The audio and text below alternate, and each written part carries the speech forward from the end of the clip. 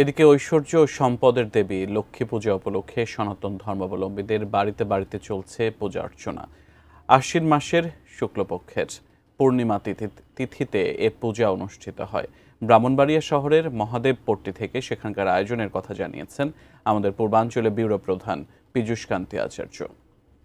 শারদীয় দুর্গোৎসবের পর মহাদশমীর পর থেকে কিন্তু লক্ষ্মী পূজার একটা আমেজ তৈরি হয়। আজ লক্ষ্মী পূজা, ঐশ্বর্য এবং সৌন্দর্যের লক্ষ্মী পূজা কিন্তু প্রতিটি হিন্দু ধর্মাবলম্বী বাঙালির ঘরে ঘরেই লক্ষ্মী পূজা অনুষ্ঠিত হয়।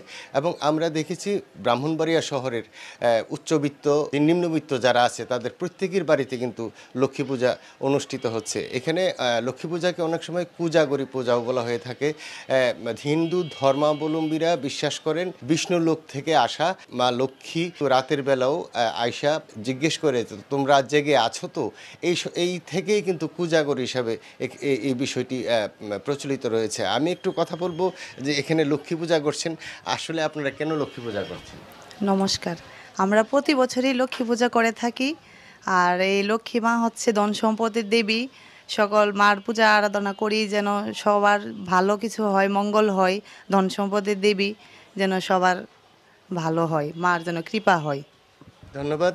এই মা লক্ষ্মীর কৃপা পাওয়ার জন্যেই সকল হিন্দু ধর্মাবলম্বীরা কিন্তু ঘরের মধ্যেই লক্ষ্মী পূজা করে থাকে। এবং লক্ষ্মী পূজা দুর্গা পূজা যেভাবে সার্বজনীন পূজা হয়, এখানে কিন্তু লক্ষ্মী পূজাটা ওইভাবে সার্বজনীন পূজা হচ্ছে না। এখানে প্রত্যেকের ঘরে ঘরে এই লক্ষ্মী পূজা অনুষ্ঠিত হচ্ছে। তো এই ছিল আমার কাছে ব্রাহ্মণবাড়িয়া থেকে লক্ষ্মী পূজার সর্বশেষ খবর।